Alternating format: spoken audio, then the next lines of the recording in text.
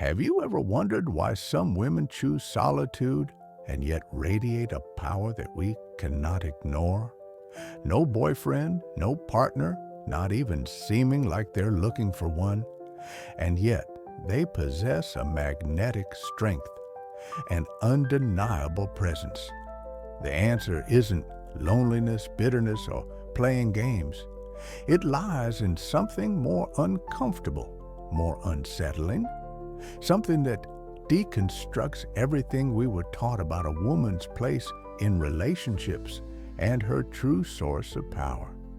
Because when a woman chooses to be alone, she isn't getting lost. She's finding herself. She's finding her authentic power. And that kind of self-discovery, that journey into conscious solitude, doesn't come with applause, likes, or external company. It comes with silence, strength, and a kind of freedom most people still don't understand. No, she's not lonely. She's selective. She's not bitter. She's discerning. She just got tired of burning for people who didn't see her value, of shrinking herself to fit others' expectations. There's something profoundly threatening about a woman who doesn't need a relationship to feel whole, who understands that her power comes from within, because that shatters the logic of control and dependency. It dismantles the myth of female helplessness and the idea that a woman needs someone else to be complete. And it reveals a brutal truth. Most people don't know what to do with a woman who doesn't need saving, who sees through superficial games, who is already whole. And most women are still learning to recognize themselves in that silent yet deafening mirror of inner power. Carl Jung once said that everything we deny in ourselves becomes part of our shadow, and the meeting of two personalities is like the contact of two chemical substances. If there is any reaction, both are transformed. And many of these women, these solitary souls, these awakened beings, are actually a reflection of the collective shadow. They are what many dream of becoming, but few have the courage to embody when it comes to true independence. They don't scream for love or chase attention. They whisper their choices. They don't put themselves on display or seek validation. They retreat to preserve themselves, to cultivate their inner wisdom. They're less interested in charming princes or fleeting validation, and more in their own peace, their own truth, their own authentic power.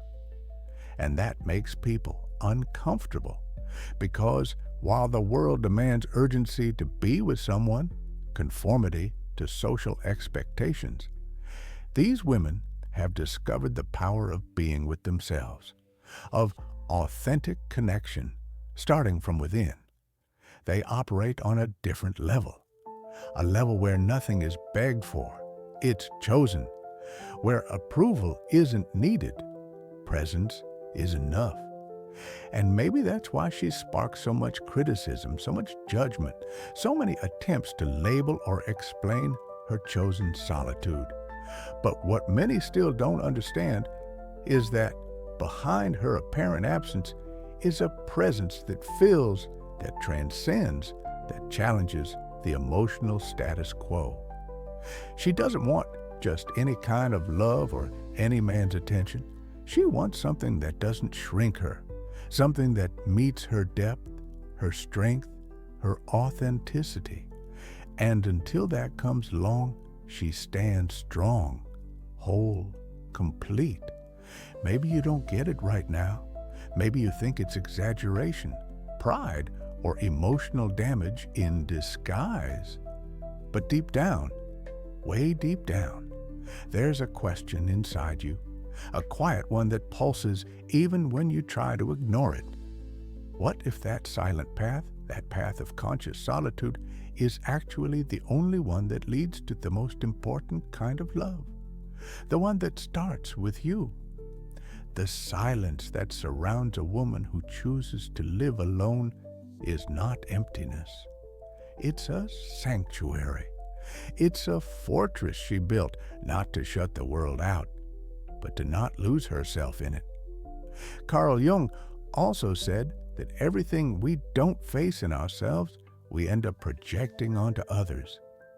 And maybe that's why so many women still confuse solitude with absence, strength with coldness, when in reality, it can be the fertile ground for self-discovery, for understanding true power.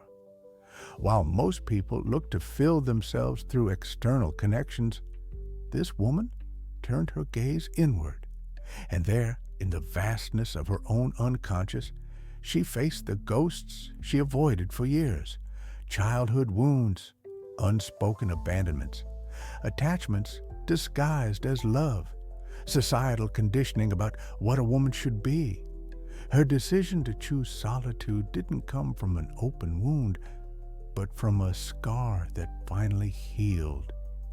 She didn't stop believing in love or wanting connection. She just stopped accepting what others called love when it only made her feel smaller, when it didn't align with her true worth. This woman knows chaos. She's loved until she lost herself, given too much, begged for crumbs that should have been offered freely. But at some point, she woke up, and that awakening wasn't sudden. It was a series of disappointments that stopped hurting and started teaching. What you see now isn't coldness, arrogance, or indifference. It's emotional maturity. And maturity is scary because it demands presence, depth, and truth when it comes to real relationships. She doesn't want just any company or any attention. She wants reciprocity. She's no longer attracted to promises, charm, or fleeting gestures, but to real presence, real connection, real understanding. So maybe that's why she seems unreachable to many, because she doesn't want to be saved. She wants to be seen, understood for her depth, her complexity, and that takes more than charm or sweet words. It takes courage to dive into the depths where few dare to go. And that's where many give up, not because she's difficult, but because she's whole. And when a woman becomes whole, she awakens two extremes in the world: admiration and fear. Admiration from those who are also seeking that wholeness, and fear from those who still live in halves, waiting for someone else to make them feel complete. She doesn't want to complete anyone. She wants to overflow alongside someone who has also found themselves. Until then, she remains alone, selective, discerning, not by fate's whim, but out of loyalty to her own soul. This woman isn't hiding. She's protecting herself. There's a vast difference between isolating and preserving oneself, between rejecting and choosing wisely. But the world doesn't easily accept a woman like this. A world that still preaches happily ever after only exists in pairs, that distrusts those without a partner, as if that were a sign of failure. Carl Jung once said that where convention rules, there's little room for authenticity. And this woman doesn't live by convention. She lives by essence. She hears phrases like, "You're too picky," "You'll end up alone," "You're intimidating," and she smiles, a calm, steady, almost ironic smile, because she knows what many call picky or difficult is simply the bare minimum. The minimum it took her decades to realize she deserves. She's not looking for perfection. She's looking for someone mature enough to love without destroying, to connect without possessing, to respect without devaluing. Someone who's done the inner work she has already faced. And let's be honest, that's not something you find on just any street corner. The discomfort she causes isn't in what she says, it's in what she represents. She is living proof that it's possible to be happy without depending on anyone else, to command respect by being authentic, to find profound love by first loving oneself, and that tears masks off. Men who feed on female insecurity feel threatened. People who live in superficiality feel judged. Those who fear true intimacy feel exposed. But she isn't here to confront anyone. She's just being. And the authenticity of someone who has freed herself is, by itself, a brutal mirror to those still living in chains. To understand this woman's power, we must dive deeper into Carl Jung's revolutionary insights about the feminine psyche and the process he called individuation. Jung believed that every person has both masculine and feminine aspects within them, the anima and animus. For women, the journey to wholeness involves integrating both the nurturing, receptive feminine and the assertive, independent masculine energies. The woman who chooses solitude has often completed what Jung called the first stage of individuation. She has separated from the collective unconscious, from society's expectations of what she should be. She's no longer living the life her mother lived or the life society expected her to live. She's writing her own story. This is terrifying to a world that needs women to be predictable, manageable, dependent, because an individuated woman is unpredictable in the best possible way. She makes choices based on her authentic self, not on fear, not on social pressure, not on the need to be accepted. Jung spoke of the transcendent function, the ability to hold paradox, to be both independent and loving, both strong and vulnerable, both solitary and connected. This woman embodies that transcendent function. She's not rejecting love. She's redefining it. She's not avoiding connection. She's demanding authentic connection. She's not choosing loneliness. She's choosing conscious solitude as a path to deeper intimacy with herself and eventually with others. This woman's journey wasn't easy. It required what Jung called shadow work, the courageous act of facing the parts of herself she had been taught to hide or deny. She had to confront her own neediness, her own desperation, her own willingness to abandon herself for crumbs of affection. She had to look at the ways she had betrayed herself, the times she had said yes when she meant no, the moments she had shrunk to make others comfortable. The shadow work of a woman in this patriarchal world is particularly brutal. She has to unlearn centuries of conditioning that told her she was only valuable if she was desired, only worthy if she was chosen, only complete if she was paired. She had to face the ancestral trauma, the fear of being cast out, of being alone, of being seen as too much or not enough. She had to feel the terror of standing in her own power without apologizing for it. But here's what Jung understood that many still don't. The shadow isn't evil. It's just the parts of ourselves we've been taught to repress. And when we integrate our shadow, when we own our darkness as well as our light, we become whole. This woman owns her anger, her disappointment, her standards, her boundaries. She doesn't apologize for them anymore. She doesn't soften them to make others comfortable. And that integration of shadow and light makes her incredibly powerful, because she's no longer afraid of her own darkness. She's no longer afraid of being alone with herself. This woman is dangerous to the existing power structures. And here's why. She's proof that the system of female dependency is a lie. For thousands of years, women have been told they need protection, provision, validation from men. The entire social structure has been built on this premise, but this woman is living proof that it's not true. She provides for herself. She protects herself. She validates herself, and in doing so, she reveals that female dependency was never natural. It was constructed, enforced, maintained through fear.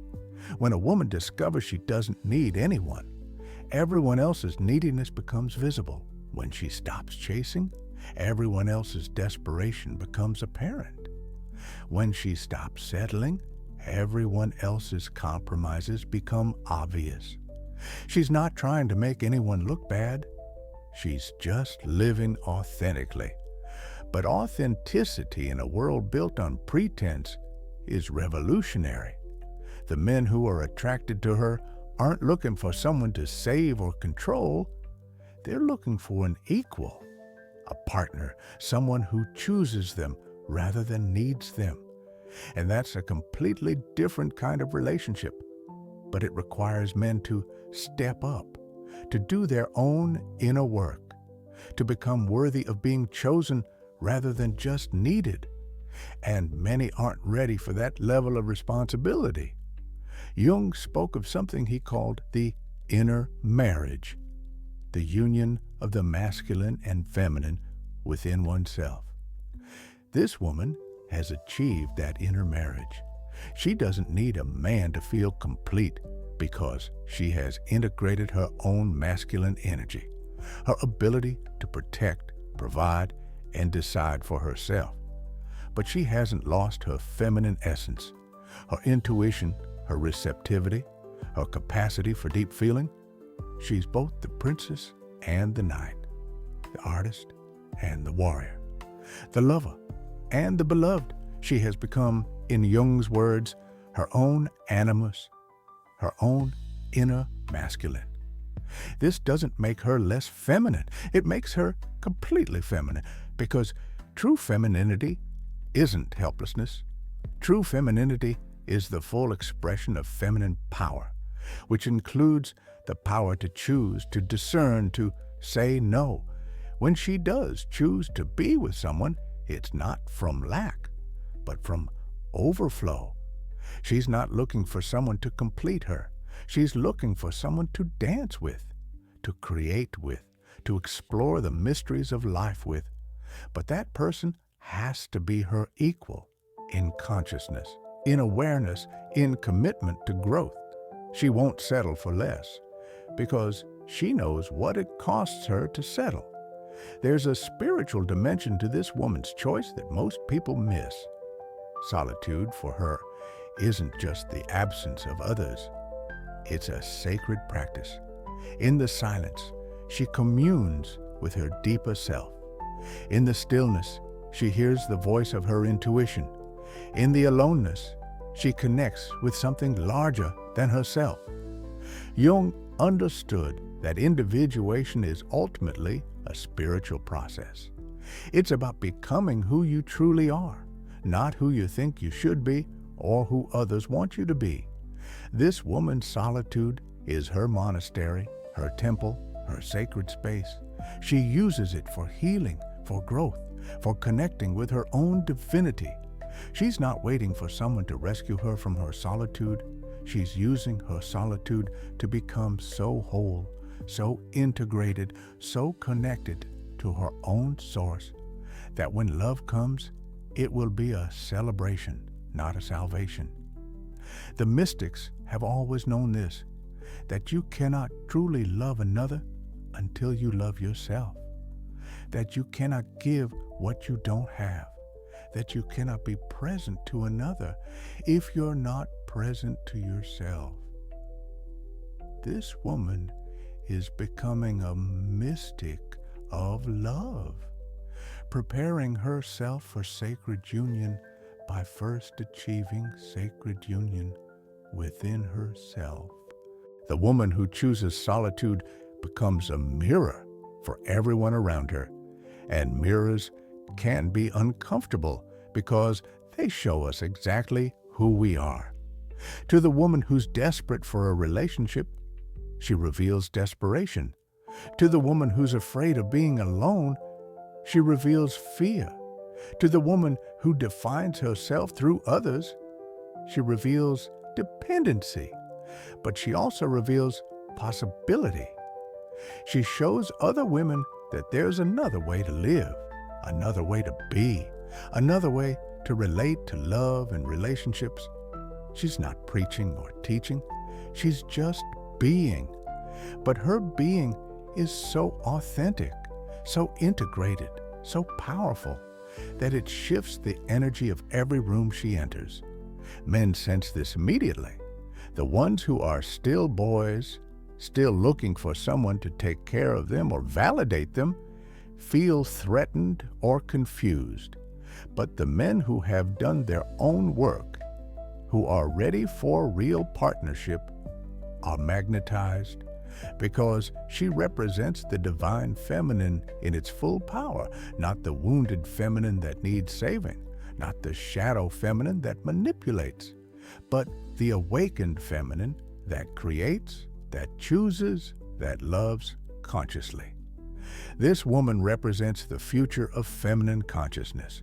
She's not anti-love or anti-relationship. She's pro-authentic love, pro-conscious relationship, pro-sacred union. She's willing to wait for what's real, rather than settle for what's available. She's willing to be alone, rather than be invisible in a relationship. She's willing to be misunderstood, rather than be false. Carl Jung said that the privilege of a lifetime is being who you are. This woman has claimed that privilege. She's not trying to be anyone else, not trying to fit into anyone else's expectations, not trying to live anyone else's life. And in claiming that privilege, she gives others permission to claim it too. She becomes living proof that authenticity is possible, that wholeness is achievable, that you don't have to choose between love and freedom. You can have both. The love that comes to her won't be ordinary love. It will be the love that Jung called conjunctio, the sacred marriage of two whole beings, two individuated souls who come together not from need, but from choice, not from fear, but from love. So if you see this woman, if you recognize her, if you are her, know that you're part of something larger. You're part of the evolution of consciousness, the awakening of the feminine, the return of the goddess. You're not too picky, too difficult, too much. You're exactly who you're supposed to be. And the world needs you exactly as you are. If this message resonated with something deep inside you, maybe it's because you too are ready for a new kind of love. A love that begins with loving yourself completely. A love that's built on truth rather than need. A love that liberates rather than imprisons. Share this video with other women who need to remember their power. Like it if it touched your soul. Subscribe if you're ready to continue this journey of awakening. Because when we support each other in choosing authenticity over acceptance, truth over comfort, wholeness over halves, we change the world. The woman who chooses solitude isn't choosing against love. She's choosing for the highest form of love possible. And that choice, that courage, that consciousness, it's more powerful than you think.